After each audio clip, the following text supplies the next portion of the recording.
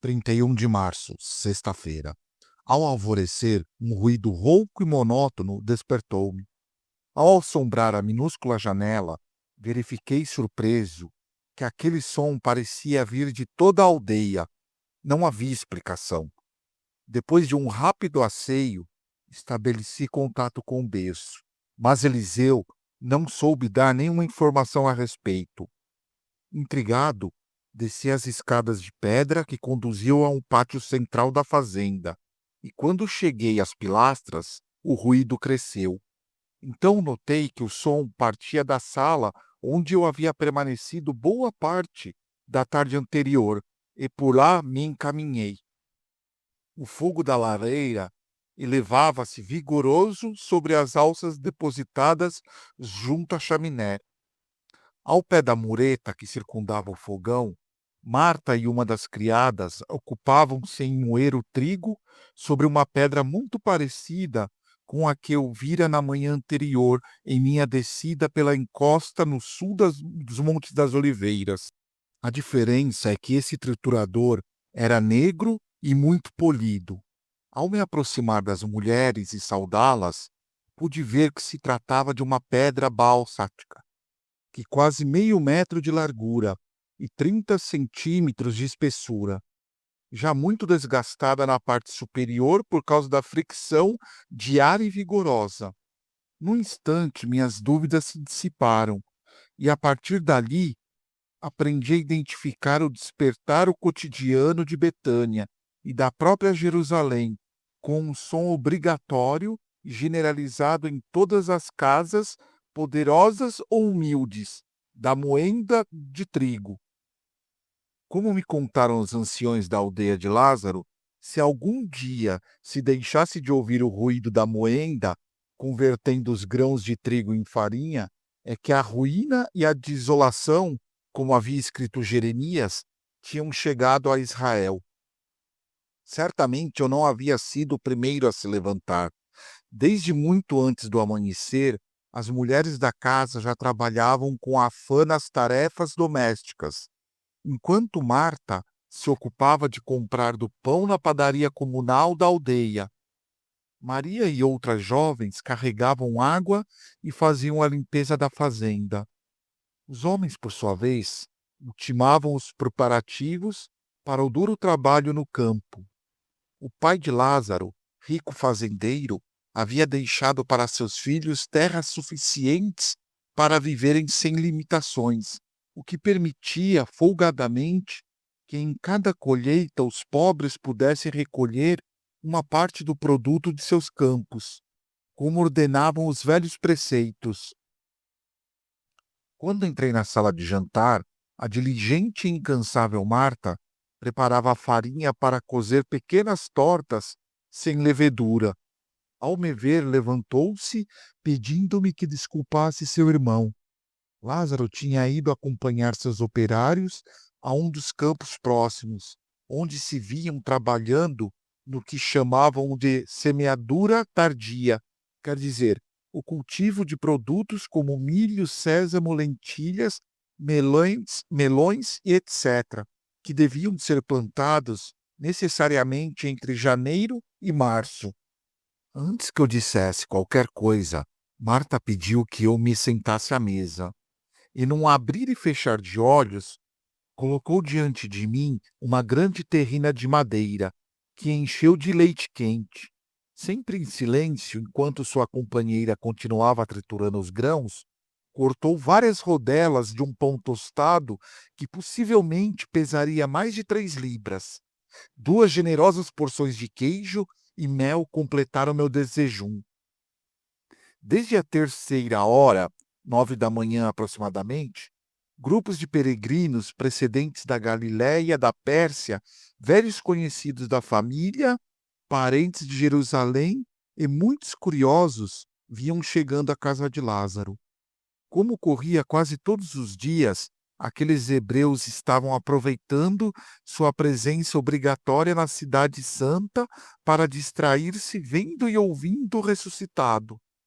Ao vê-los sentados no jardim e invadindo até o atral e o pátio central, senti uma certa irritação.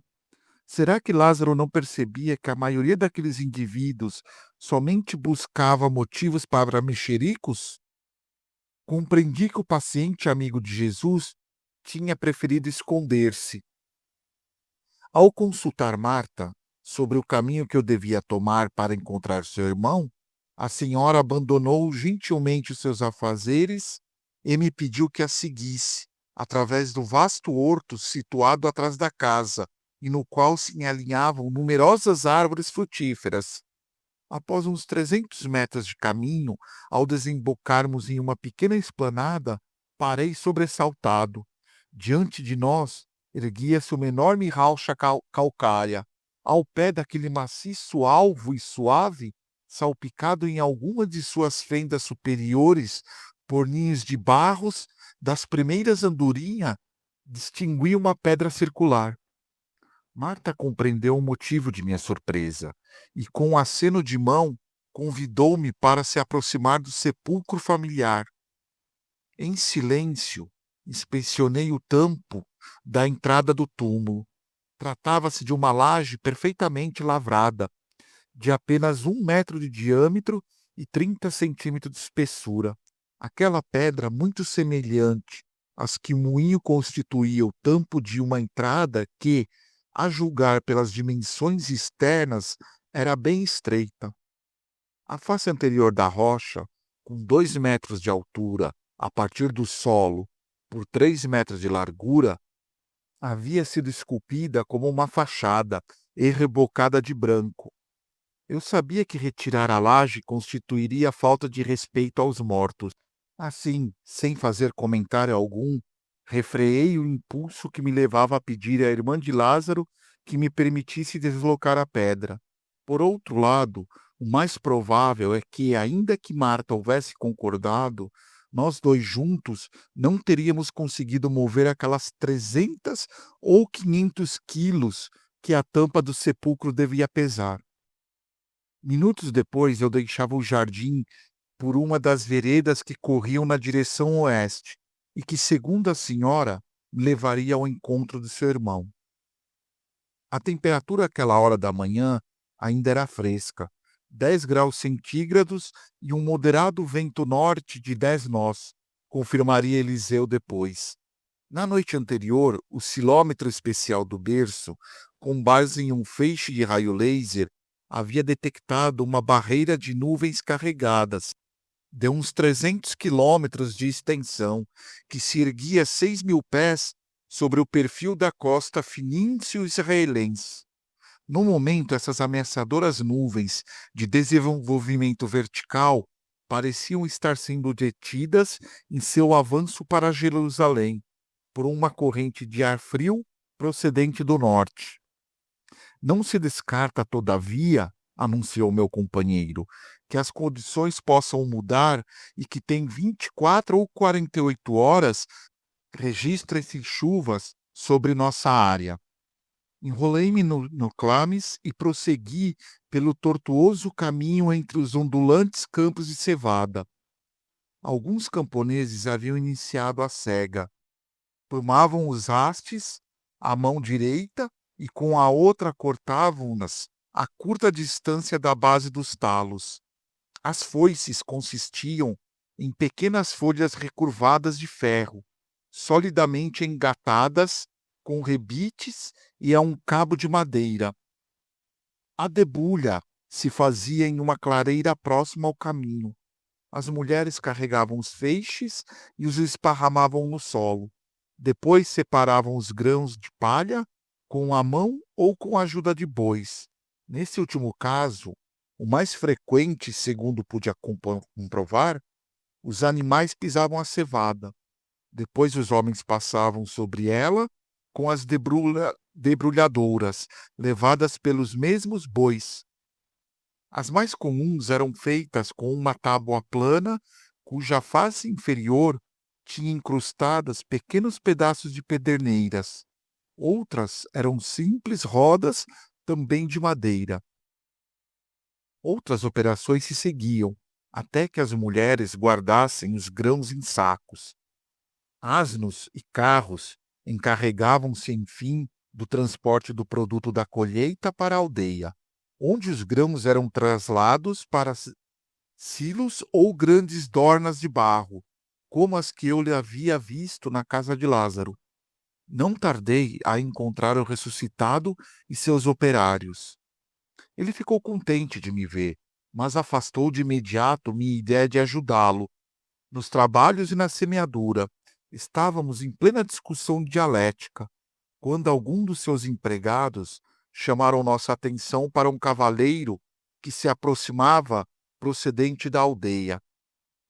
Lázaro colocou a mão esquerda à altura dos olhos, como uma viseira, e observou atentamente. De repente, sem comentário, soltou a semeadura que tinha no ombro e saiu correndo para a vereda. O cavaleiro aproximou-se de meu amigo cavalgando a trote e, desmontando, abraçou-o.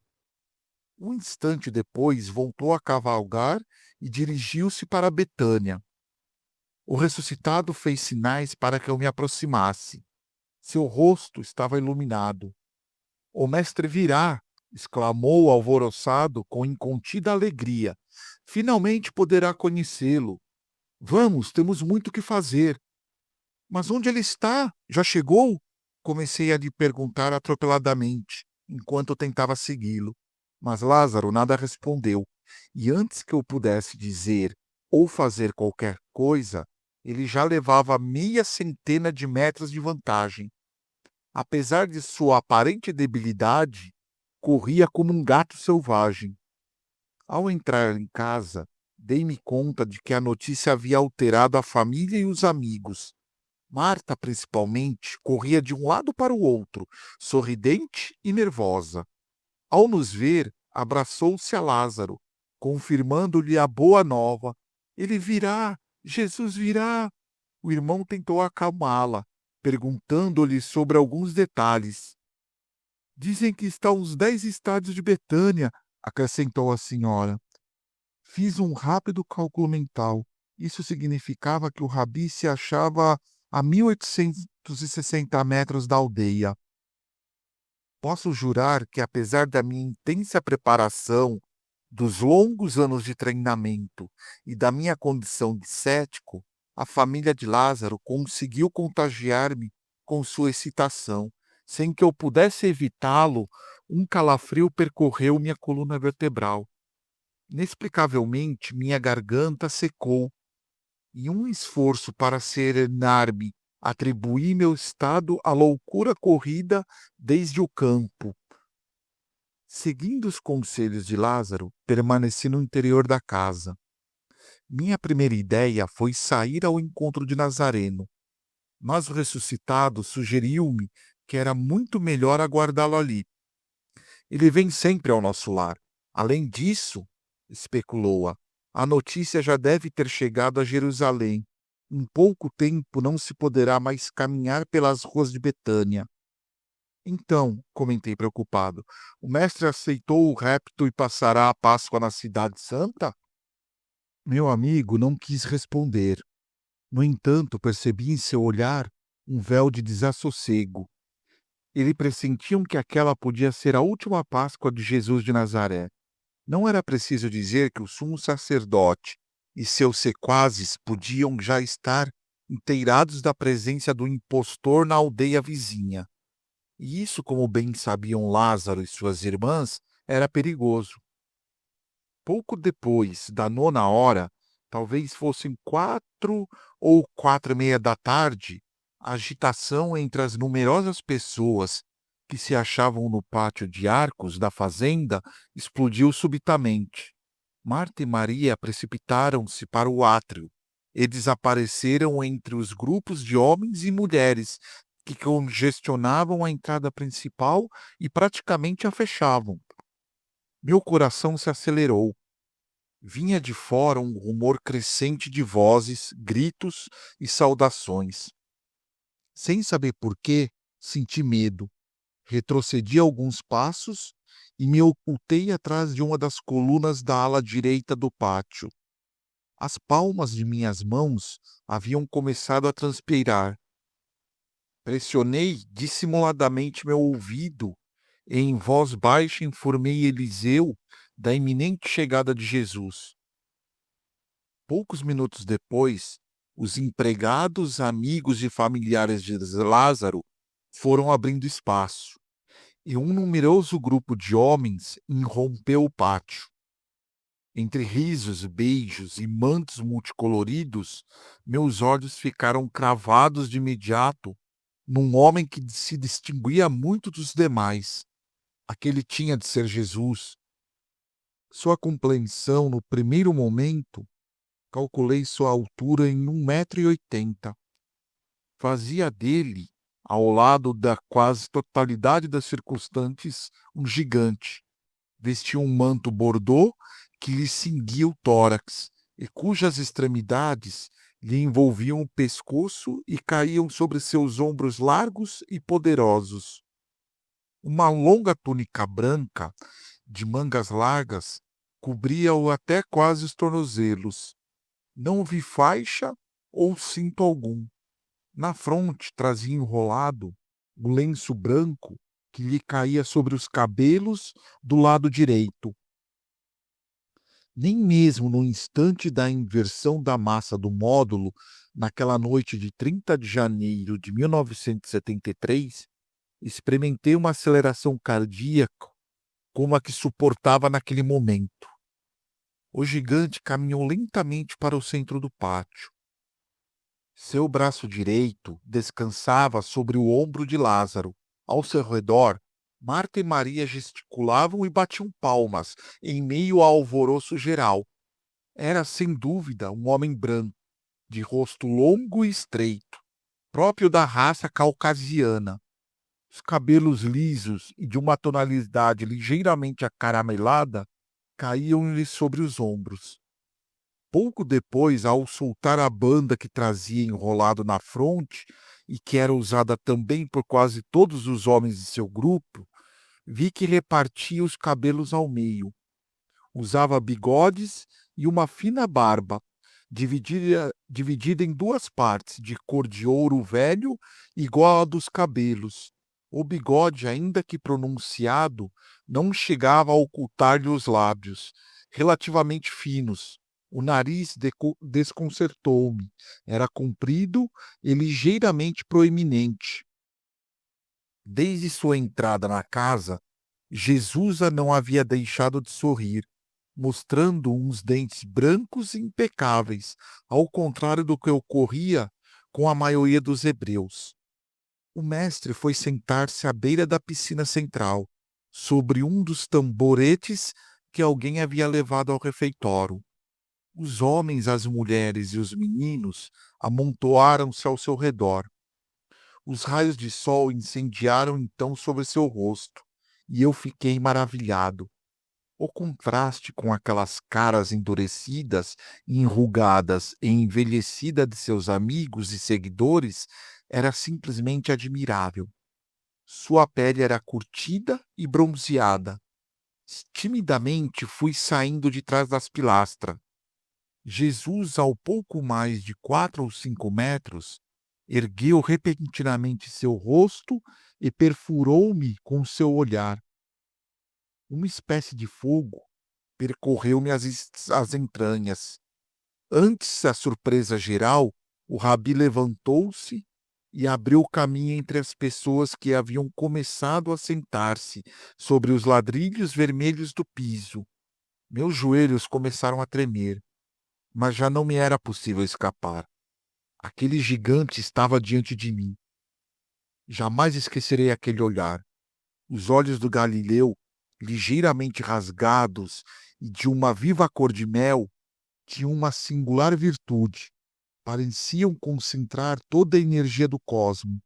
Mais do que observar, transpassavam cílios longos e espessos, proporcionavam-lhe especial atrativo. A fronte espaçosa terminava em sobrancelhas retas e bem separadas. Não pastanejou, sua face plácida e francamente iluminada pelo sol infundia um estranho respeito.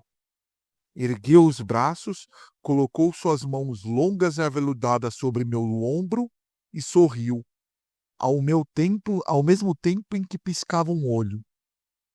Um inesperado calor inundou-me da cabeça aos pés. Quis responder ao seu gesto, mas não pude.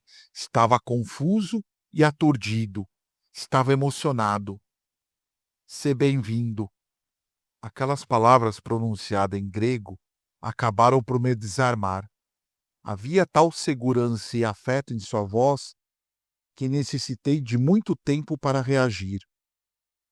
O rabi voltou para a beirada da cisterna, enquanto seus amigos o contemplavam num mutismo total. Alguns dos discípulos romperam por fim o silêncio e perguntaram a Lázaro quem eu era. O ressuscitado, com visível satisfação, explicou-lhes que eu era seu hóspede, um estrangeiro vindo expressamente de Tiro para conhecer Jesus. Permaneci imóvel, quase petrificado, tentando coordenar meus pensamentos. "Não pode ser", repeti para mim mesmo mais de uma vez.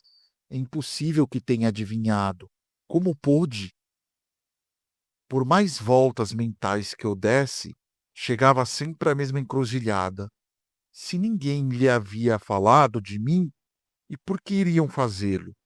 Não podia saber quem eu era, nem por que estava ali. No pátio havia meia centena de pessoas. A muitos ele conhecia, isso era claro, mas a outros não. E este era o meu caso. E, no entanto, ele havia se dirigido a mim. Nunca, nem sequer agora, quando registro essas recordações, estive seguro, mas só um ser com poder especial poderia ter agido daquela maneira, a não ser que simplesmente tenha me reconhecido, como consequência de nossa futura e prolongada aventura, um terceiro salto no tempo, que naquele momento nem sequer tínhamos em mente. Quem sabe? Para que vou mentir? O resto da tarde foi para mim como um relâmpago que rasga os céus do Oriente ao Ocidente. Quase não percebi nada. Sei que Marta, tal como fizera comigo, lavou os pés do Nazareno e friccionou-se com mirra. Recordo vagamente que, entre muitas saudações, Jesus saiu da casa acompanhado de Lázaro e de um numeroso grupo de pessoas. Marta me diria, depois, que as acomodações da fazenda estavam todas ocupadas por amigos e parentes que vinham chegando a Betânia, e que, de comum acordo com Simão, um ancião inseparável do mestre e velho amigo da família, Jesus pernoitaria na casa desse antigo leproso. A princípio, muitos dos habitantes de Betânia e dos peregrinos que tinham chegado à aldeia discutiram entre si, crendo que o mestre entraria nessa mesma tarde de sexta-feira em Jerusalém, desafiando o decreto de prisão que o sinédrio havia baixado. Mas se equivocaram. Jesus e seus discípulos se dispuseram a passar a noite na casa de Simão e em outros lares de amigos e parentes de Lázaro.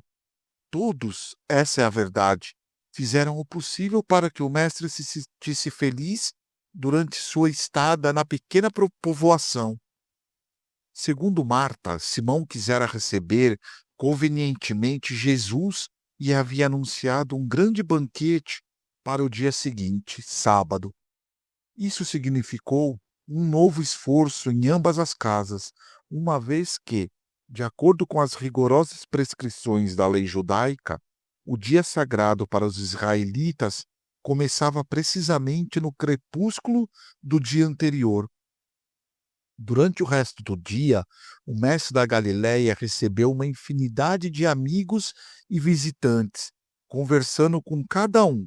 Ao anoitecer, Jesus regressou à casa de Lázaro, e ali, em companhia dos seus íntimos e da família do ressuscitado, refez as forças, mostrando-se de excelente humor. Lázaro pediu-me que eu os acompanhasse.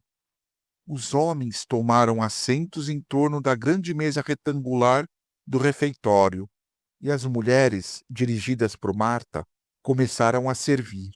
Em um primeiro momento, mantive-me prudente e confortavelmente junto à lareira. Mas Lázaro insistiu e levou-me a partilhar com ele as abundantes viandas, algo de caça, feijões, frutas secas e vinho. Surpreendeu-me comprovar que com nenhuma das comidas se tomava água, que era habitualmente substituída pelo vinho. Antes de iniciar a tardia ceia, o mestre e as 14 ou 15 pessoas que partilhavam da mesa ficaram de pé e entoaram um breve cântico. Eu fiz o mesmo, embora permanecesse logicamente em silêncio. Marta explicou-me depois que uma das suas apressadas idas e vindas, que aquele hino intitulado de Ouve Israel era na verdade uma oração. Estranhei que o rabi, não obstante suas diferenças públicas com os doutores da lei, respeitasse os velhos costumes de seu povo. Não sei se já mencionei que o mestre havia demonstrado, durante toda a tarde, de um contagiante senso de humor, rindo e fazendo galhofas por qualquer coisa. Aquele iria ser, ao menos, nos dias em que procederam a quinta-feira, 6 de abril, outro dos aspectos que me surpreenderam nele. Como estava longe da imagem grave, atormentada e longínqua que nos transmite tantos dos livros do século XX. Jesus de Nazaré era uma mistura de menino e general, de ingênuo pastor e compenetrado analista, de homem que vive plenamente cada dia e de prudente conselheiro, mas acima de tudo, notava-se que era feliz, muito mais alegre e despreocupado do que seus próprios amigos e discípulos, visivelmente agitados pelas ameaças do sumo sacerdote. A seguir, Jesus, que presidia a mesa junto com Lázaro, pegou um dos grandes pães e, em seguindo seu costume, cortou e distribuiu os pedaços entre os comensais. Ainda nem havíamos começado, quando de repente o mestre dirigiu-se a um dos homens do grupo. Ao chamá-lo pelo nome, meu coração disparou. Era Judas Iscariotes. O discípulo levantou-se lentamente e, aproximando-se do rabi, entregou-lhe alguma coisa, regressando ao seu lugar. Permaneci como que hipnotizado, contemplando aquele tipo fraco e esgroviado, de pouco mais de 1,70 m de altura e cabeça pequena. Seu nariz aquilino destacava-se sobre a pele pálida, quase macilenta, dando-lhe o clássico perfil de pássaro que havia estudado na classificação tipológica de Ernest Kittmann. E o grande psiquiatra teria ficado muito satisfeito ao saber que a classificação do tipo lepetossômico coincidia plenamente nesse caso, com o temperamento esquizotípico de Judas: sério, introvertido, reservado, pouco sensível e até ressentido. A verdade é que, à medida que fui conhecendo o caráter desse homem, convencia-me cada vez mais de que se tratava, de fato, de um grande tímido que não havia tido oportunidade de desvendar seu imenso caudal afetivo. Seus cabelos negros, finos e abundantes, contrastavam com seu rosto praticamente imberbe. Quando se aproximou de Jesus, notei que sua túnica era presa à cintura.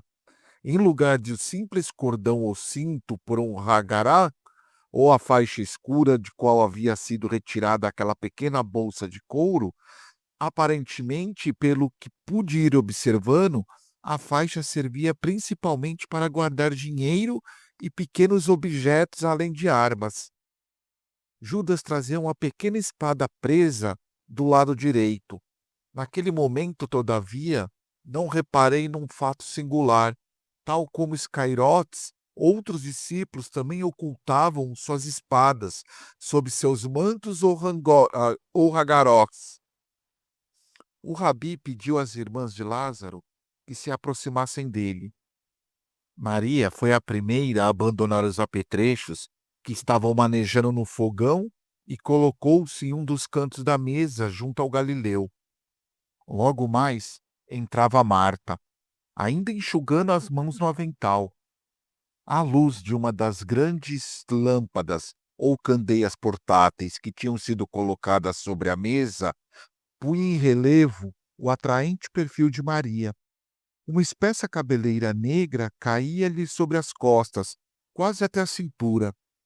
Sobre a fronte, prendendo parcialmente os cabelos, luzia uma faixa celeste que ressaltava sua cútis azeitonada.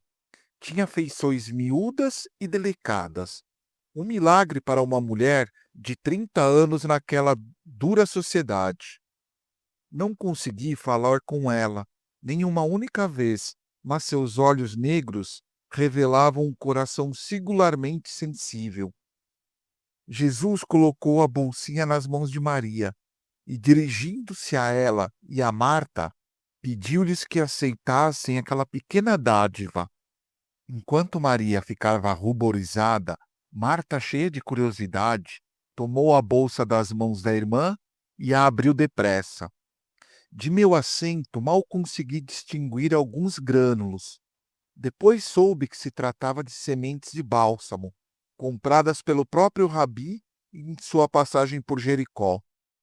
Diante do regozijo geral, Maria, sempre em silêncio, aproximou-se de Jesus e deu-lhe 2 sonoros beijos na face. Pouco a pouco, todavia, o tom alegre e descontraído daquela ceia foi se alterando por obra e graça de alguma dos homens de Cristo. Saltava aos olhos que eles estavam preocupados com o rumo que iria tomar o futuro imediato do Mestre. Não tardou a ser abordado o assunto da ordem da captura de Jesus, baixada pelo sumo sacerdote, e das medidas que deveriam ser adotadas para salvaguardar a segurança do Rabi, em primeiro lugar, e a do resto do grupo. Um dos mais inflamados e radicais era um discípulo de barba encarnecida e bigode raspado, quase todo calvo e de olhos claros. Sua cabeça redonda destacava-se sobre o pescoço grosso.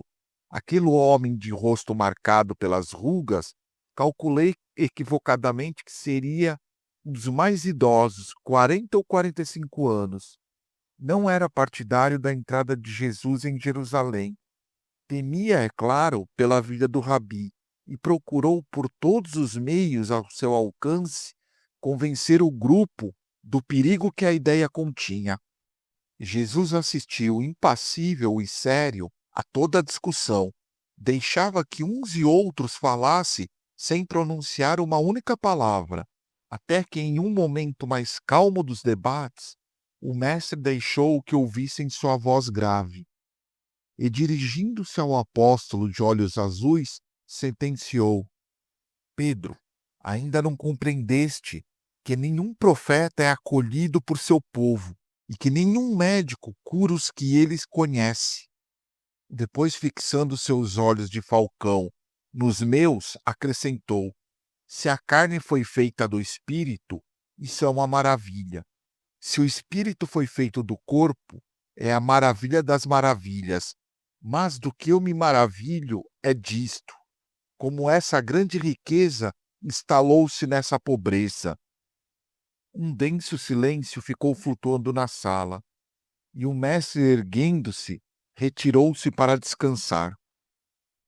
Naquela noite e nas noites seguintes, os discípulos, temerosos de tudo e de todos, montaram guarda aos pares na porta da casa de Simão, o leproso. Tanto Judas Iscariotes como Pedro, seu irmão André e Simão, chamados os Zelotes, e os surpreendentes irmãos gêmeos, Judas e Santiago de Alfeu, todos estavam armados de espadas curtas, praticamente idênticas a glândios dos legionários romanos. A conhecia Gláudios Hispânicos, ou espada espanhola, como chamou Políbio. Eram armas de 60 centímetros de comprimento, de folha larga e duplo fio, e com uma ponta que as fazia terríveis. Os discípulos de Jesus procuravam escondê-las sob o manto, geralmente no lado direito e dentro de uma bainha de madeira. Jesus não ignorava que alguns de seus mais próximos seguidores carregavam armas. Todavia, salvo no triste momento de sua captura, na noite de quinta-feira, 6 de abril, na fazenda de Getsame, jamais fez menção a isso ou o censurou. Não devo ocultar, antes de nos retirarmos, alguns dos discípulos, cochichando entre si, lançaram-me vários intensos olhares. Finalmente, João de Zebedeu, mais decidido que o resto, avançou até a mim e falou em nome do grupo.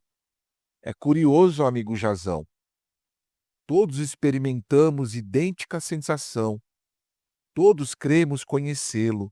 Durante vários anos, outro grego, também chamado Jazão, seguiu os passos do mestre e conviveu conosco.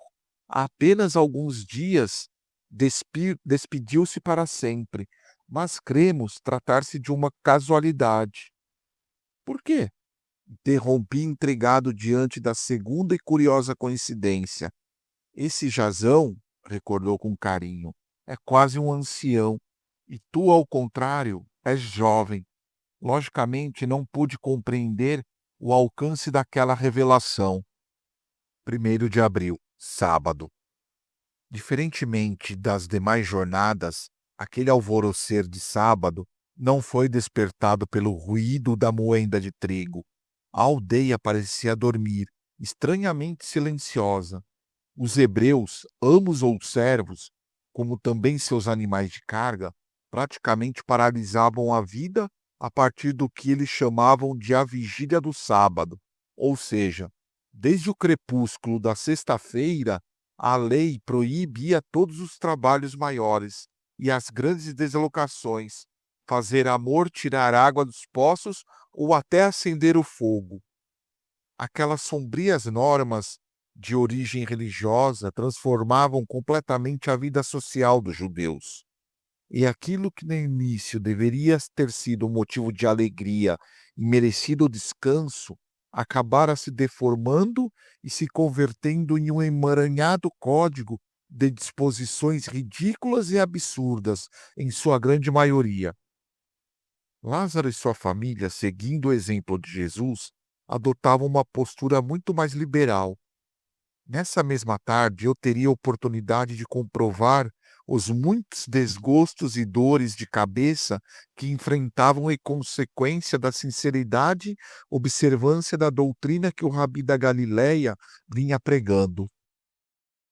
Apesar de tudo, fiquei bastante surpreso ao ver desde as primeiras horas da manhã um incessante movimento de pessoas que, procedentes de Jerusalém e do acampamento levantado junto às muralhas, pretendiam saudar Lázaro e o homem que havia sido capaz de desafiar o grande sinédrio. Segundo as informações que obtive, um dos preceitos sabáticos obrigava o dono da casa a dar 3 ordens quando começava a escurecer, ou seja, no final da tarde de sexta-feira. Vós tendes separado o dízimo? Vós tendes dispostos ao erube?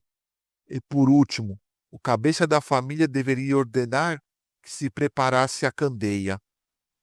Pois bem, se a distância de Jerusalém a Betânia era de uns 15 estádios, quase 3 quilômetros, como é que aqueles judeus infringiam uma das normas mais severas do sábado, caminhando mais que 2.000 côvados fixado pela lei?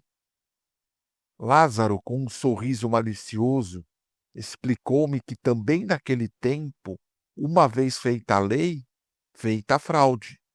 Os israelitas, para amenizar essa disposição dos 2.000 côvados, haviam inventado o Eru.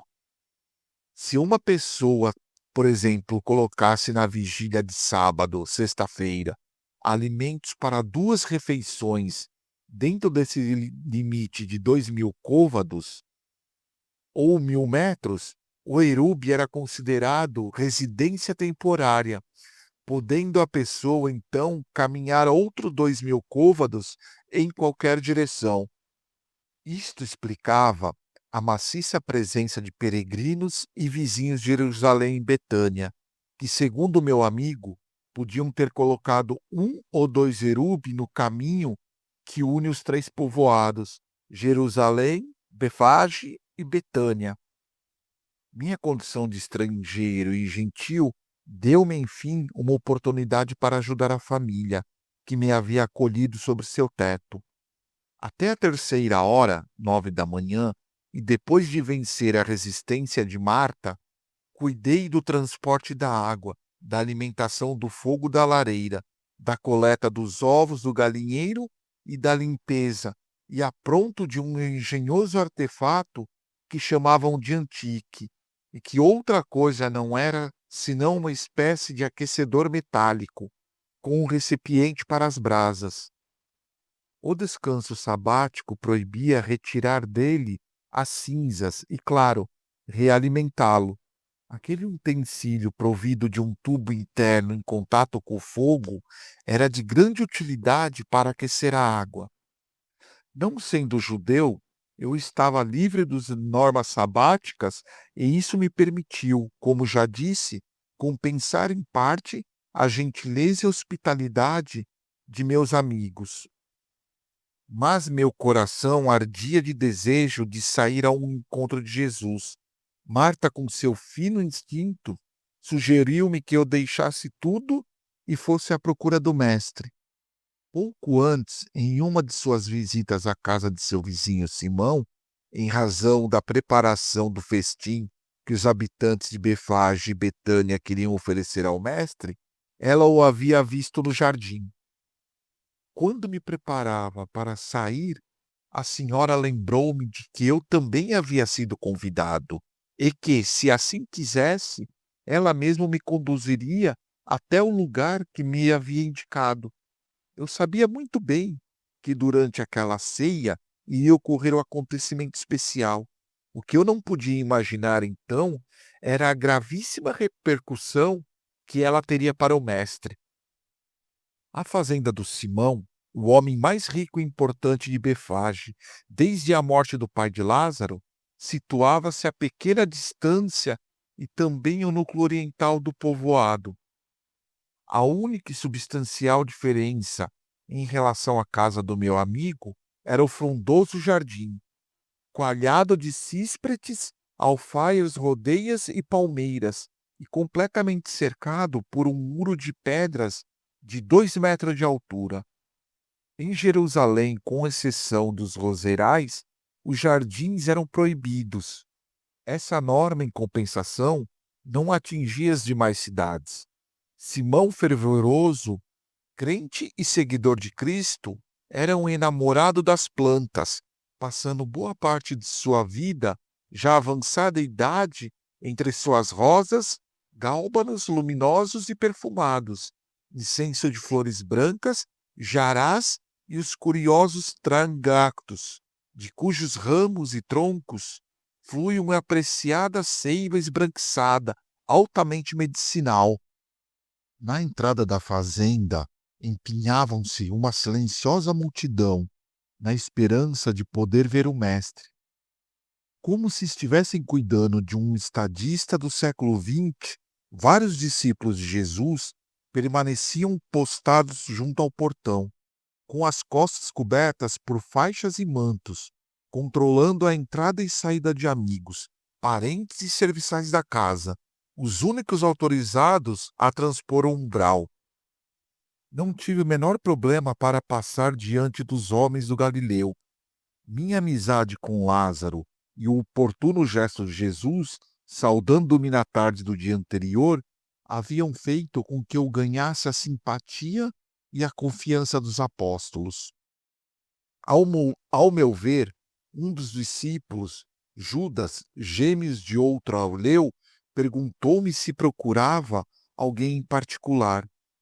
Disse-lhe que queria ver Jesus, e ele se ofereceu, encantado para me acompanhar.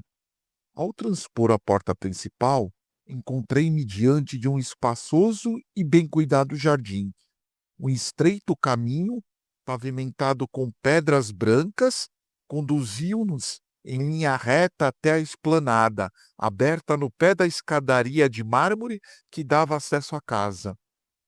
Não foi necessário que Judas me apontasse o mestre. O gigante estava rodeado de uma dezena de meninos jogando. Aquele espetáculo me fascinou de tal forma que o silêncio quase na ponta dos pés contornei a pequena esplanada e sentei-me nos primeiros degraus da escadaria.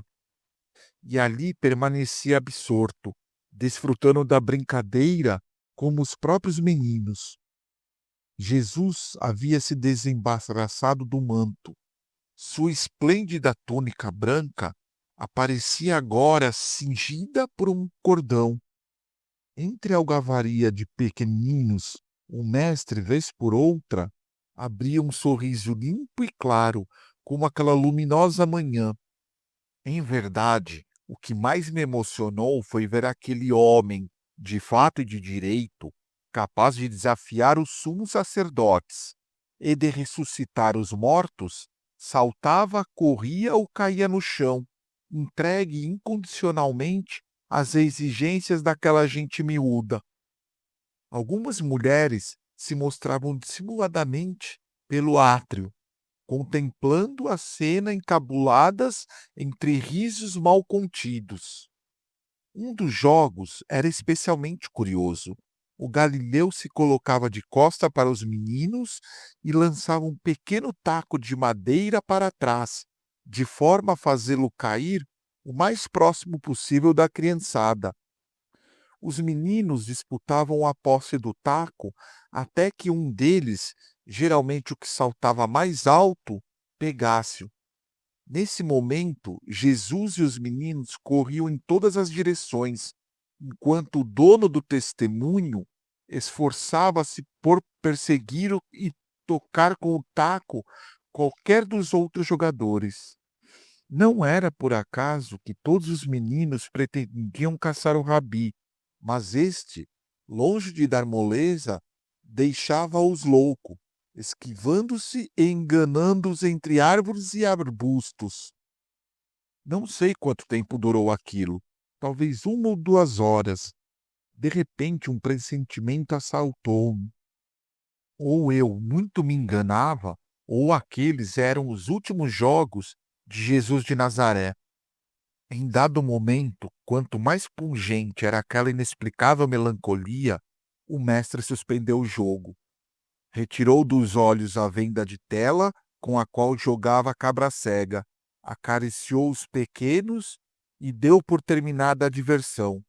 Embora Jesus houvesse tido múltiplas oportunidades de me ver ali sentado, foi só nesse exato momento que me dirigiu o olhar. Os pequenos se dissiparam pelo jardim e o mestre avançou para a escadaria. Fiquei de pé, mas o rabi estendeu a mão, acenando para que não me movesse. Sentou-se ao meu lado, com a respiração ainda agitada e a testa empapada de suor.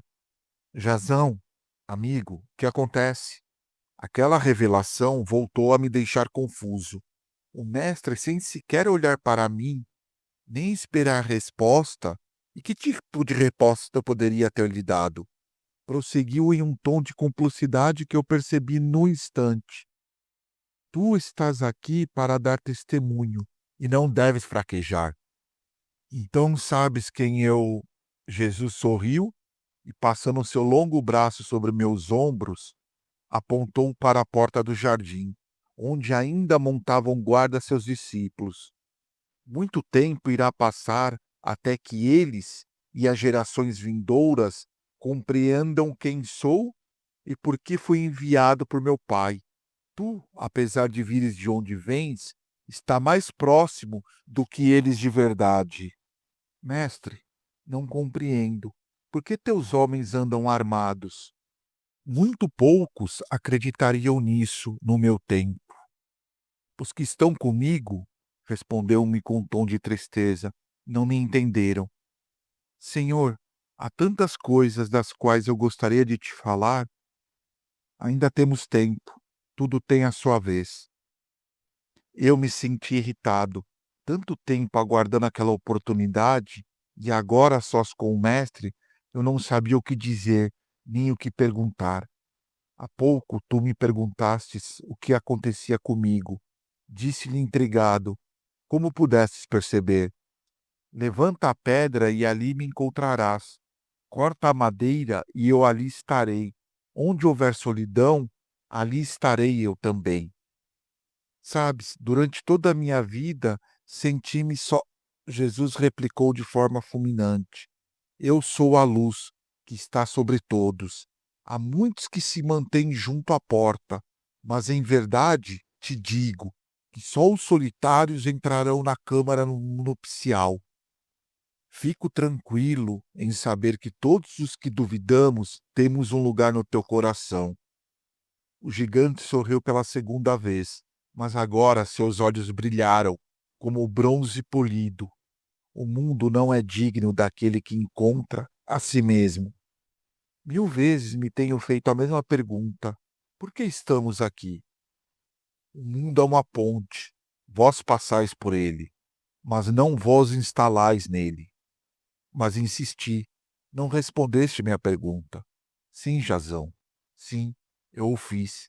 Este mundo é como uma antessala do reino do meu pai. Prepara-te na antessala, a fim de que possa ser admitido na sala do banquete. Sê um caminhante que não para. Mas, senhor, conheço muitos que se têm instalado em sua sabedoria e dizem possuir a verdade. Diz-me uma coisa, Jazão. Onde cresce a semente? Na terra. Em verdade te digo que a verdadeira sabedoria só pode nascer do coração que tenha chegado a ser como pó. O sábio ancião que não hesitar em perguntar a um bebê de 7 dias pelo lugar da vida viverão, porque muitos primeiros serão últimos e chegarão a ser um. Tu falas de verdade, mas onde devo buscá-lo? Se os que vos guiam vos dizem: vede o reino está no céu, então os pássaros do céu vos procederão. Se vos dizem que está no mar, então os peixes do mar vos procederão. Mas eu te digo que o reino do meu Pai está dentro e fora de vós. Quando vós conhecerdes, serei conhecidos e saberei que sois os filhos do Pai vivente. Mas se não vos concedestes, estarei na pobreza e sereis a pobreza. O rabi deve ter notado minha confusão, então acrescentou: alguma vez escutastes teu próprio coração? Assenti, sem saber onde ele queria chegar. O segredo para possuir a verdade só está em meu Pai. E em verdade te digo que meu Pai sempre tem estado em teu coração. Tens apenas de olhar para dentro. Bem-aventurado o que busca, ainda que morra crendo que jamais encontrou. E ditoso o que de tanto buscar encontra. Quando encontrar, ficará perturbado. E tendo-se perturbado, ficará maravilhado e reinará sobre tudo. Senhor, olho ao meu redor e me maravilho e me entristeço ao mesmo tempo. Eu te asseguro, Jazão, que todo aquele que sabe ver o que tem diante dos olhos receberá a revelação do oculto. Não há nada oculto que não venha a ser revelado. Minha timidez do início foi se dissipando. O calor e a cordialidade daquele homem acabavam por derrubar as muralhas mais inexpurgáveis. Mas nossa conversa foi subitamente interrompida por diversos de seus discípulos. A multidão que se aglomerava na porta de casa de Simão reclamava pelo rabi, e os homens do Nazareno se sentiam impotentes para contê-la. Quando o mestre se afastou, jurei a mim mesmo que buscaria novas oportunidades para conversar com ele e expor-lhe minhas intermináveis dúvidas.